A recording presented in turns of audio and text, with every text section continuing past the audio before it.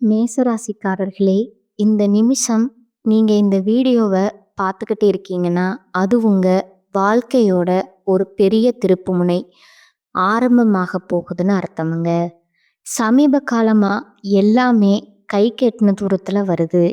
ஆனா கடைசி நிமிஷத்துல நழுவி போகுதேன்னு ஒரு ஆதங்கம் உங்களுக்குள்ள இருக்குங்க.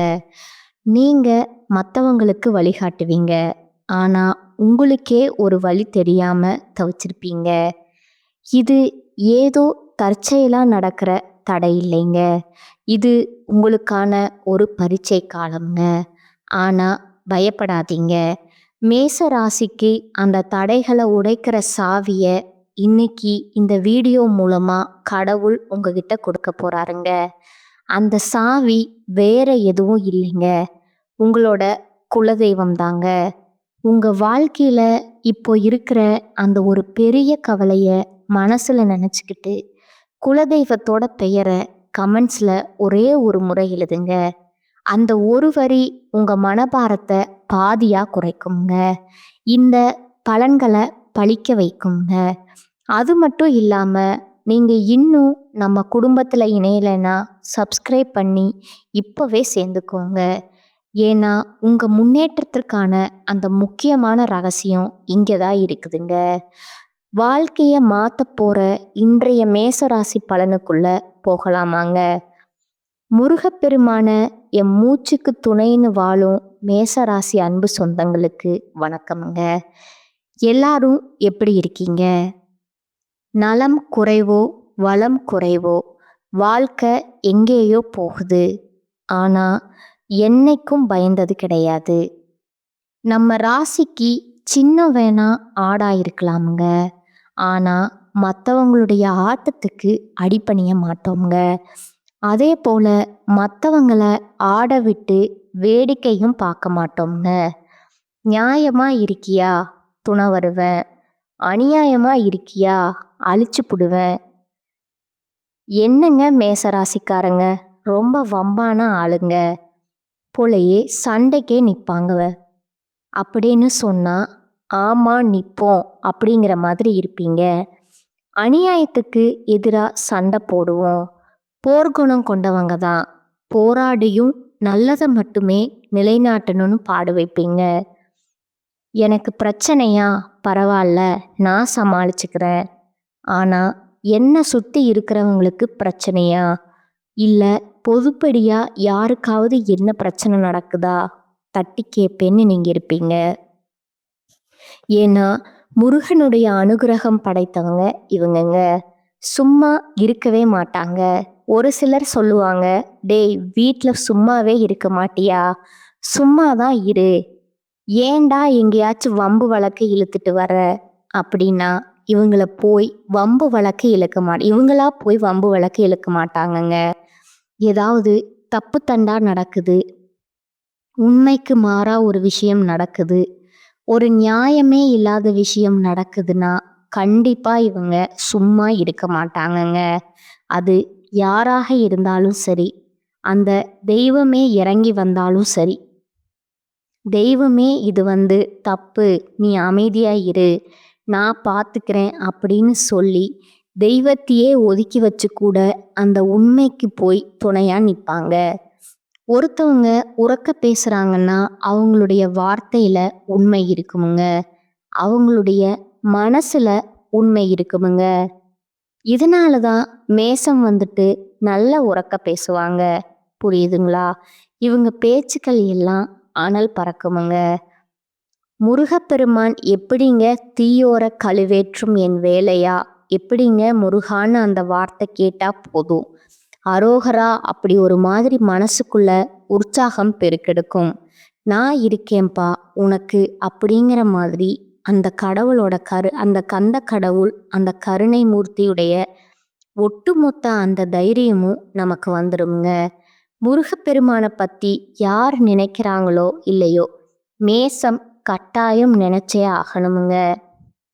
செவ்வாய் பகவான அதிபதியா கொண்டவங்க நீங்க. அவருடைய அதிர்ஷ்ட தெய்வம் பார்த்தீங்கன்னா முருகப்பெருமானுங்க. உங்களுக்கான இஷ்ட தெய்வம், அதிர்ஷ்ட தெய்வம், குலதெய்வமா கூட நீங்க வந்து முருகப்பெருமான வழிபாடு செய்யறது மட்டுமே உங்களுடைய வாழ்க்கைய சிறப்பாக மாற்ற ஒரே வழிங்க. அதாவது சுக்குக்கு மிஞ்சின மருந்தும் இல்லை, சுப்பிரமணியனுக்கு மிஞ்சின தெய்வமும் இல்லைங்க. இந்த மேசராசிக்காரங்களை பார்த்து யாராவது உனக்கெல்லாம் என்ன தெரியும்னு பேசுனா வச்சுக்கோங்களேன், அவங்கள மாதிரி ஒரு விவரம் தெரியாத ஆட்களை பார்க்கவே முடியாதுங்க. காரணம் கேட்குறீங்களா? மேசராசிக்காரங்க ஒரு விஷயத்த பேசினானா அதில் வந்துட்டு ஆதி முதல் அந்த வரைக்கும் தெரிஞ்சுட்டு தான் பேசுவாங்கங்க. அதே போல் எல்லாத்தையும் தெரிஞ்சுக்கிட்டு தெரியாமல் அமைதி காக்கிறதும் இவங்களா தான் இருப்பாங்கங்க. ஏன் முருகப்பெருமானுடைய அருள் படைத்தவங்க? ஏன்னா ஈசனுக்கே வேதத்திற்கான பொருள் உரைத்ததால தான் முருகப்பெருமான் எப்படி போற்றப்படுறாரு? குருவிற்கு எல்லாம் மேலான குருவாக கருதப்படுறாருங்க. முருகனை வழிபாடு செய்கிறீங்களா? எப்பேற்பட்ட பிரச்சனையா வேணா இருக்கட்டும், அது இருந்த இடம் தெரியாம ஓடி போயிடுங்க. முருகான்ற மந்திர சொல்லுக்கு அந்த திருநாமத்தை நீங்க ஒரே ஒரு முறை சொன்னா போதுங்க. மனதார சொல்லுங்க, உண்மையான பக்தியோட சொல்லிப்பாரு. உங்களை தொடர்ந்து வந்த பல பிறவைகள்ல இருந்து தொடர்ந்து வந்த துன்பங்கள் கூட, வினைகள் கூட, இனி வரக்கூடிய துன்பங்கள் கூட ஓடி போயிடுமுங்க. ஏன்னா அந்த அளவுக்கு உயர்வான பவர்ஃபுல்லான மந்திரம் சொல்லுங்க. தினம் தினம் சொல்லுங்க கூட அவசியம் கிடையாதுங்க. அதே போல அந்த முருகப்பெருமானை நீங்க இப்படித்தான் வழிபாடு செய்யணும், அப்படித்தான் வழிபாடு செய்யணும்னு அவசியம் கிடையாதுங்க. இப்போ எல்லா தெய்வங்களுக்கும் ஒவ்வொரு மந்திரம் இருக்குமுங்க. காயத்ரி மந்திரம் இருக்குமுங்க. அந்த தெய்வங்களுக்கான உரிய மந்திரங்கள் இருக்குமுங்க. ஆனா முருகப்பெருமானுக்கு அவருடைய பெயரே வந்துட்டு திருமந்திரம் தாங்க. முருகான்னு சொன்னா போதுங்க, பிரச்சனைகள் எல்லாமே தீர்ந்து போகுங்க. அட என்னம்மா நீ வளவலன்னு பேசிட்டு இருக்க? என்ன இப்ப முருகப்பெருமான வழிபாடு செய்யணுமா? எதுக்கு நீ தேவையில்லாத கிளாஸ் எடுத்துட்டு இருக்க? எல்லாம் எங்களுக்கு தெரியும்னு சொன்னா சந்தோஷங்க. தெரியாதவங்களுக்காக தான் இதை நான் பேசிட்டு இருக்கேங்க, மன்னிச்சுக்கோங்க. சரி, இப்போ வந்து தலைப்பை பார்த்து தலைப்பிற்கான பதிவை பார்க்கலாங்களா? இப்போ நான் ஆரம்பத்திலே ஒரு விஷயம் சொன்னேன். மேச ராசிக்காரங்க போராடுறீங்க. வாழ்க்கையுடைய கஷ்டங்கள்ல இருந்து, கவலைகள்ல இருந்து மீண்டுடுவோமா, முன்னேறிடுவோமா, இப்படி தனி ஒருவனா நின்று வாழ்க்கையே போராடி கொண்டிருக்கக்கூடிய மேசத்திற்கு 3 கிரகங்களுடைய பலம் கூடுவதனால உங்களுக்கு பெருசா இருக்கக்கூடிய அந்த 8 பிரச்சனைகள் முடிவுக்கு வருதுங்க. 100% உண்மைங்க. இது வந்து கடவுள் எழுதிய தலைவிதிங்க. இதை பற்றி நம்ம தெளிவாக பார்க்கறதுக்கு முன்னாடி மேச ராசிக்கு நான் பலன் சொல்கிறேன் அப்படின்னா, உங்களுடைய அதிர்ஷ்ட தெய்வமான முருகப்பெருமான வழிபாடு செய்யாமல் இந்த பதிவை நான் தொடங்கவும் முடியாது, முடிக்கவும் முடியாதுங்க. அந்த வகையில் ஓம் சரவண பவன்னு 108 முறை செவ்வாய்க்கிழமைகளில் இந்த மந்திரத்தை சொல்லி முருகப்பெருமான வழிபாடு செஞ்சோம்னா, என்னம்மா உனக்கு பிரச்சனை, என்னப்பா உனக்கு பிரச்சனை, எல்லாமே வந்த வழி தெரியாம இருந்த இடம் தெரியாம மறைஞ்சு போகுங்க. வந்த துன்பம் விலகுமுங்க. வரக்கூடிய துன்பம் அப்படியே விலகுமுங்க. சிம்பிளா சொல்லணும்னா, ஓம் முருகப்பெருமானே போற்றி போற்றி 57 முறை, 108 முறை, 1008 முறை, உங்களால் இதில் எந்த நம்பர்ஸ் வந்துட்டு சொல்ல முடியுமோ சொல்லுங்க. நல்லத ஒரு மாற்றத்தை அந்த வெற்றிவேல் முருகன் வேலோடையும் மயிலோடையும் வந்து உங்களுக்கு அருளிடுவாருங்க. அப்புறம் ஒரு விஷயம், அந்த 54 108 சொன்னா போதுமா? 57 முறை, 108 முறை, 1008 முறை ஓம் முருகப்பெருமானே போற்றி போற்றி இந்த மந்திர சொல்லத்தான் சொல்லணும். புரிஞ்சுதுங்களா? இது அனுதினமும் சொல்ல ஆறுமுகன் துணையோட ஏறுமுகமா வாழ்க்கை பயணிக்குமுங்க. இப்போ தலைப்பிற்கான பதிவுகளை பார்ப்போமுங்க. பொதுவா மேசம் அப்படின்னாவே என்னங்க? எண்ணற்ற நற்குணங்கள் கொண்டவங்க. அமைதியானவங்க, ஒழுக்கமானவங்க, மனிதநேயம் கொண்டவங்க, இரக்க குணம் படைத்தவங்கங்க, உண்மையின் அடையாளமா திகழக்கூடியவங்க, தர்மத்துல தலை சேர்ந்தவங்களா இருக்கக்கூடியவங்க. இவங்க மற்றவங்களுக்கு ஒரு உதாரணமா வாழ்ந்து காட்டணுங்கிறதுனால வாழ்க்கையில ஒவ்வொரு அடியுமே ரொம்ப கவனமா எடுத்து வைப்பாங்க. அதே போல வாழ்க்கைய பத்தின ஒரு தனி சித்தாந்தத்தை வகுத்து அதன்படி வாழக்கூடியவங்க இவங்கங்க. இந்த மேச ராசிக்காரங்க எப்பேற்பட்ட உயர்வான குணநலங்கள்னு பார்த்தீங்களா? இப்படிப்பட்ட மேசம் ஏன் கஷ்டப்படுது, ஏன் தத்தளிக்குது, தவிக்குது, யாரு ஏன் துணை இல்லாம போறாங்க, ஏன் தனியா நிக்கிறாங்க, இவங்க அதை சொல்லிட்டேனே. நல்லவங்க வல்லவங்க இந்த கலியுகத்துல எங்க தனியா தான் நிக்கணுங்க. பொய், சூதுவாது, பித்தலாட்டம், ஏமாத்துறது இவங்க எல்லாம் தான் ஒத்துமையா இருக்காங்க. இந்த சிவாஜி படத்துல ரஜினி சார் சொல்லுவார் இல்லைங்களா, பன்னிங்க தான் கூட்டமா வரும், சிங்கம் சிங்கிளா தான் வரும். அப்படித்தான் மேசம் வந்துட்டு ஆடுதான் சின்னம், ஆனா நம்ம முன்னாடி சொன்னதுதான் சிங்கத்தை விட மேலான ஆளுமை திறன் படைத்தவங்க.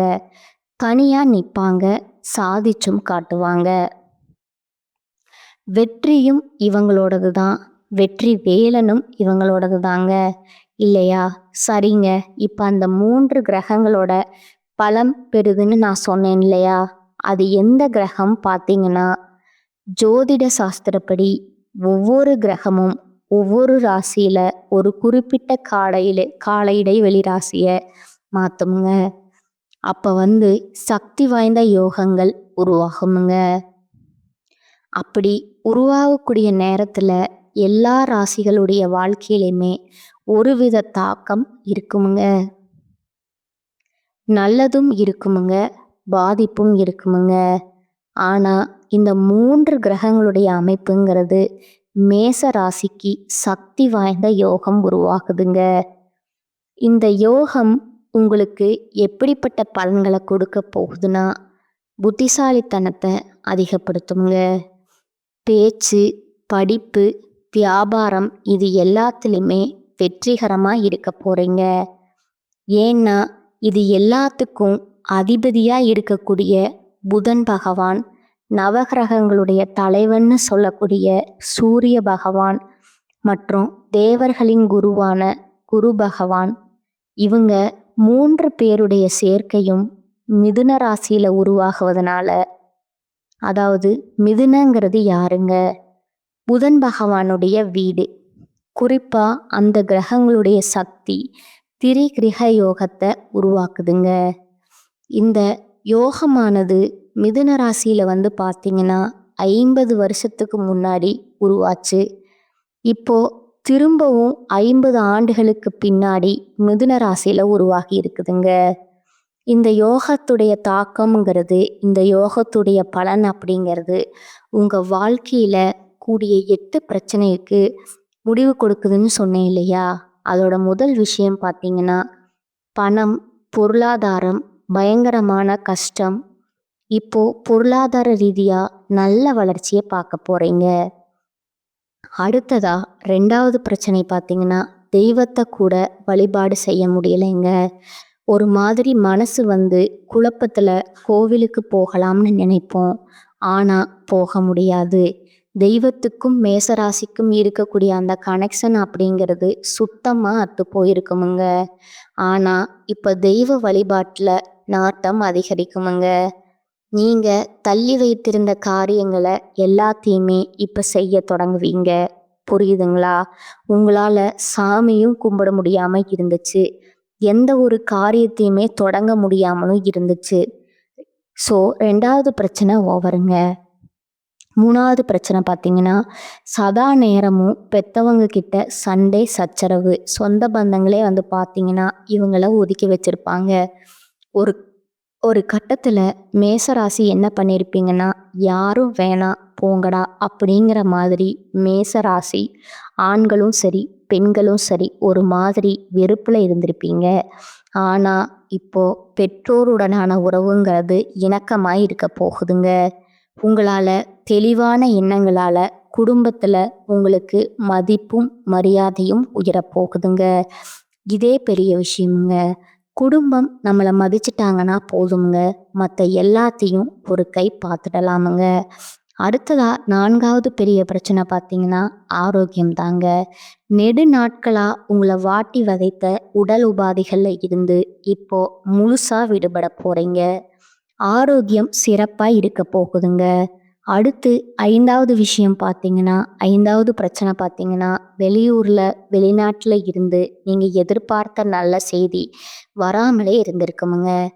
நீங்களும் இப்ப வரும், அப்ப வரும்னு எதிர்பார்த்துட்டே இருந்திருப்பீங்க.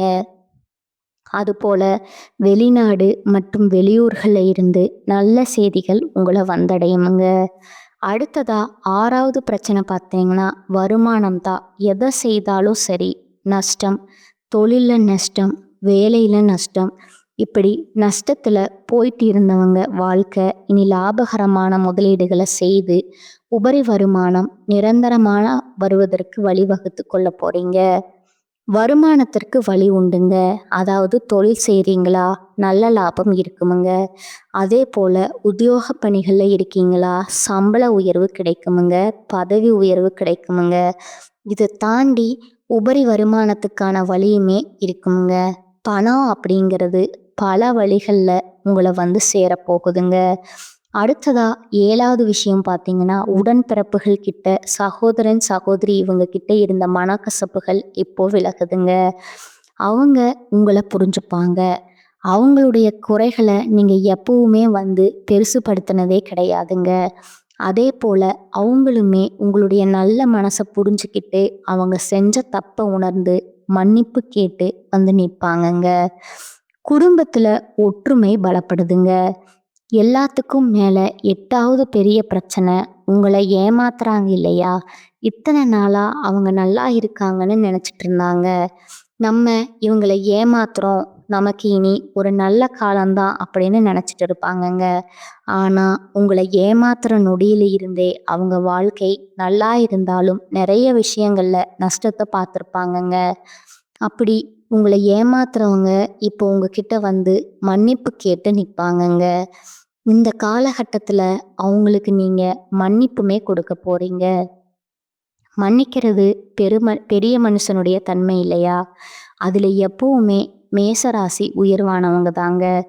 எல்லாத்துக்கும் மேல உத்தியோக பணிகள்ல இருக்கீங்கன்னா, உயர் அதிகாரிங்க இத்தனை நாளா என்ன செஞ்சாலும் சரி, நம்ம நல்லதை செஞ்சாலும் சரி, அது நமக்கு கெட்டதா தான் வந்திருக்குமுங்க.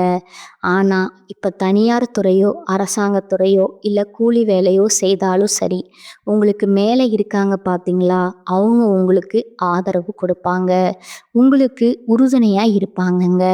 உங்களுடைய பெரும்பாலான விருப்பங்களை நிறைவேற்றி கொள்ளக்கூடிய வாய்ப்பும் கொடுப்பாங்கங்க. கூட வேலை பார்க்குறவங்க கிட்ட பொறாமை அதிகமாக இருக்குமுங்க.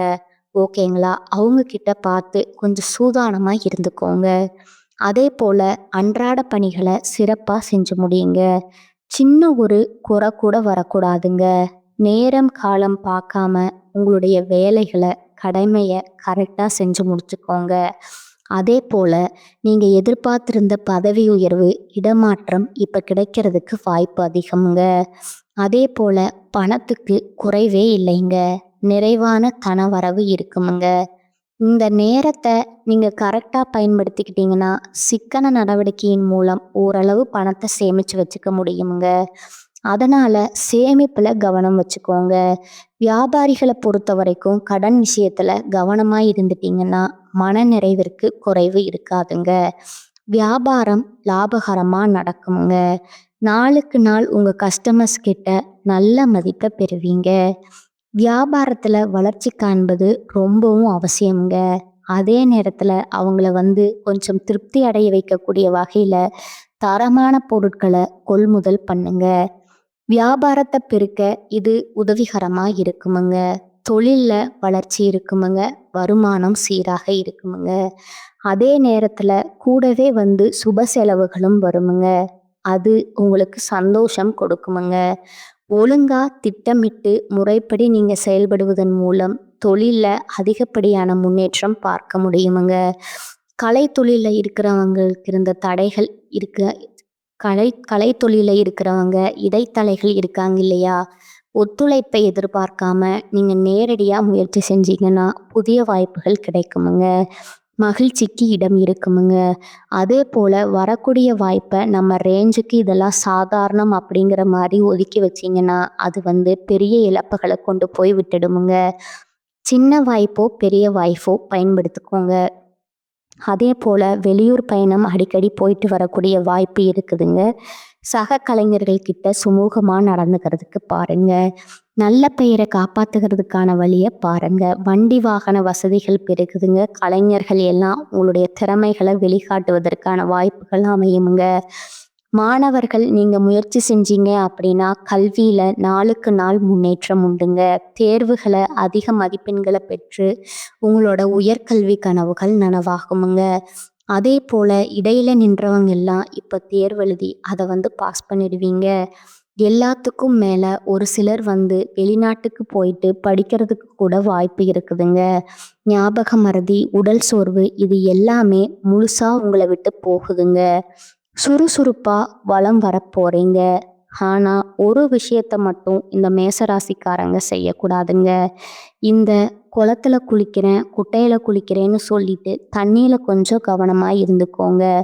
அரசியல்வாதிகளுக்கு உங்களுக்கு சில சோதனைகள் வந்தாலும் அதை சாதனையா மாத்திப்பீங்க.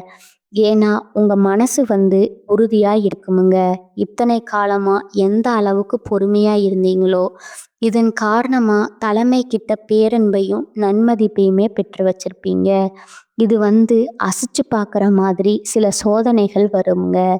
அதுக்கு இடம் கொடுக்காதீங்க. மனசை அலைப்பாய விடாதீங்க. யாருடைய ஆசை வார்த்தைகளுக்கும் மயங்காதீங்க. புரியுதுங்களா? கரெக்டாக இருந்துட்டா போதுமுங்க. நீங்கள் எதிர்பார்க்காத அளவுக்கு பெரிய பதவிகள் உங்களை தேடி வருமுங்க. உங்களுடைய நோக்கங்கள் எல்லாமே இப்போ நிறைவேறுமுங்க. பெண்களை பொறுத்த வரைக்கும் எதிர்பாராத நன்மைகளை பெற போறீங்க. தள்ளி போட்டிருந்த திருமணம் திடீர்னு முடிவாகுங்க. திருமண வாய்ப்புகளை பெறுவீங்க. உடல் நலனில் இருந்த சிறு சிறு உபாதைகள் இப்போ சரியாகுமுங்க. கோபத்தை கட்டுப்படுத்தி வச்சுக்கோங்க. குடும்பத்தில் இருக்கக்கூடிய சங்கடங்கள் மறையுதுங்க. அதே போல் வேலை நிமித்தமாக தனியார் துறையோ அரசாங்கத்துறையோ வேலை பார்த்தீங்க இல்லையா? பெண்கள் குடும்பத்தை விட்டு பிரிஞ்சிருப்பீங்க. தம்பதிகளை பொறுத்த வரைக்கும் பிரிஞ்சிருந்திருப்பீங்க. இப்போ திரும்பவும் ஒன்றிணைந்து வாழ்வதற்கான வாய்ப்பு அமைஞ்சிருக்குதுங்க. இப்போ வரைக்கும் பார்த்து மேசராசி செய்ய வேண்டிய விஷயங்களும் கவனமாக இருக்க வேண்டிய விஷயங்களையும் பார்த்தாச்சுங்க. இப்போ முழுசா உங்களுக்கு எந்த மாதிரியான அதிர்ஷ்ட பலன்கள் கிடைக்க போகுதுன்னு சொல்லட்டுமா? திடீர் நிதி நன்மைகள் கிடைக்குமுங்க. தொழில் இதில் நல்ல லாபத்தை பெற போகிறீங்க. எப்பேற்பட்ட சவால்களுமே புத்திசாலித்தனமாக சமாளிக்கக்கூடிய திறனை கொண்டிருக்க போகிறீங்க. வியாபாரிகள் நல்ல லாபத்தை தரக்கூடியமான அற்புதமான புதிய ஒப்பந்தங்களை பெற போகிறீங்க. புதிய வருமான ஆதாரங்கள் திறக்கப்படுமுங்க. நிதிநிலை வலுவாக இருக்குமுங்க. குடும்ப வாழ்க்கையில் மகிழ்ச்சிக்கும் அமைதிக்கும் குறைவு இருக்காதுங்க. நீண்ட நாள் ஆசைகள் எல்லாமே நிறைவேற போகுதுங்க. ஒட்டுமொத்தமாக வாழ்க்கையில் அதிர்ஷ்டம் பிரகாசிக்க போகுதுங்க. சமுதாயத்தில் மதிப்பும் மரியாதையும் அதிகமாகுமுங்க. செல்வாக்கு மிக்க நபர்களுடைய நட்பு கிடைக்குமுங்க. வெளிநாட்டு பயணங்களை மேற்கொள்வதற்கான வாய்ப்புகள் கிடைக்குமுங்க. அதே போல் அடுத்தடுத்து குடும்பத்திலுமே சுப நிகழ்ச்சிகள் அதிகமாக நடக்குமுங்க. நீங்களுமே நிறைய சுப நிகழ்ச்சிகளில் பங்கேற்கக்கூடிய வாய்ப்பு இருக்குதுங்க. புதிய வேலைகளை தொடங்கக்கூடிய எண்ணங்கள் இருந்தால் இந்த காலத்தில் தொடங்குங்க. நல்ல வெற்றி கிடைக்குமுங்க. இதை தொடர்ந்து உங்களுடைய பணம் ஏதாவது வெளியில சிக்கி இருந்தா இப்ப முயற்சி பண்ணுங்க. அந்த சிக்கிய பணம் கைக்கு வருமுங்க. வருமானத்துல உயர்வு ஏற்படுதுங்க. வாழ்க்கையில முன்னேற்றத்திற்கான புதிய வாய்ப்புகள் கிடைக்குமுங்க. வேலை பார்க்குறீங்களா? தனியார் துறையோ அரசாங்கத்துறையோ ஆண்களோ பெண்களோ புதிய உறவு கிடைக்கிறதுக்கான வாய்ப்பு இருக்குதுங்க. அதே போல் பதவி உயர்வும் கிடைக்குமுங்க. அலுவலகத்துல உங்களுக்கு கொடுக்கப்பட்ட வேலையை திறம்பட செய்து முடிப்பீங்க. உயர் அதிகாரிங்க கிட்ட முழு ஆதரவு கிடைக்குமுங்க. பங்குச் சந்தையில ஏதாவது விஷயங்கள்ல முதலீடு பண்ணியிருந்தீங்கன்னா, அதுல இப்ப ஏற்கனவே செய்த முதலீடுல நல்ல லாபம் கிடைக்குமுங்க. பங்கு சந்தை, பந்தயம், லாட்டரி மூலம் நல்ல நிதி ஆதாயங்கள பெறுவதற்கான வாய்ப்பு இருக்குதுங்க. ஒட்டுமொத்தமா இந்த 3 கிரகங்களுடைய பலன்கிறது இந்த திரிகிரக யோகத்துடைய பலன் அப்படிங்கிறது நீண்ட காலமா நீங்க ஆசைப்பட்ட காரியங்களை நிறைவேற்றி கொடுக்குதுங்க. மன நிம்மதி, மகிழ்ச்சி அதிகமாகுதுங்க. தொழில் மற்றும் பணம் வருமானத்தை பெரும் வளர்ச்சியை பார்க்க போறீங்க. சமுதாயத்துல மதிப்பும் மரியாதையும் உயருதுங்க. அதே போல உடல் ஆரோக்கியம் சிறப்பா இருக்குமுங்க. பொறுப்பு மற்றும் தலைமைத்துவமும் அதிகரிக்குமுங்க. பணப்புழக்கம் அதிகமாகுமுங்க. புதுசா வேலை வாய்ப்புகள் கிடைக்குமுங்க. பதவி உயர்வு, வளர்ச்சி கிடைக்குமுங்க. சொத்துக்கள்ல முதலீடு பண்ணுவீங்க. இது எல்லாமே உங்களுக்கு நிலைச்சு இருக்கணும்னா புதன்கிழமைகள் தோறும் பெருமாளுக்கு துளசி மாலையிட்டு வழிபாடு செய்யுங்க. நினைச்ச காரியங்கள் நடக்குமுங்க. அதே போல சனிக்கிழமைகளை ஆஞ்சநேயர் பெருமானுக்கு வெண்ணெய் சாற்றி வெற்றிலை மாலை அணிந்து வழிபாடு செய்ய வெற்றிகள் தொடருமுங்க. ஒவ்வொரு சனிக்கிழமையுமே ஏதாவது ஒரு ஆலயத்துக்கு போயிட்டு வாங்க. வியாழக்கிழமைகள்ல குரு பகவானுக்கு மஞ்சள் வஸ்திரம் சாற்றி வழிபாடு வைங்க. பணம் பத்தின கவலைகள் மறையுமுங்க. செவ்வாய்க்கிழமைகள்ல அனுபந்த பூஜனை வழிபாடு செய்யறதுமே சிறப்பு தாங்க. மேச ராசி மனசுல ஃபிக்ஸ் பண்ணிக்கோங்க. நீங்க முதன்மையா வணங்கக்கூடிய 4 தெய்வங்கள்ல முதல்ல முருகப்பெருமான், அப்புறம் பெருமாளுங்க, அதுக்கப்புறம் குரு பகவானுங்க, அவருக்கு அப்புறம்தான் அனுமானுங்க. இந்த 4 தெய்வங்களையும் உங்களால எப்பெல்லாம் வழிபாடு செய்ய முடியுதோ வழிபாடு செய்யுங்க. உங்களுடைய வாழ்க்கையில இருக்கக்கூடிய எப்பேற்பட்ட கஷ்ட காலத்தையுமே இல்லாம போக்கிடுவாங்க. உங்களுடைய எண்ணம் போலவே வாழ்க்கை உங்க கையில கிடைக்க போகுதுங்க. வாழ்க வளமுடன். நன்றி. வணக்கம்.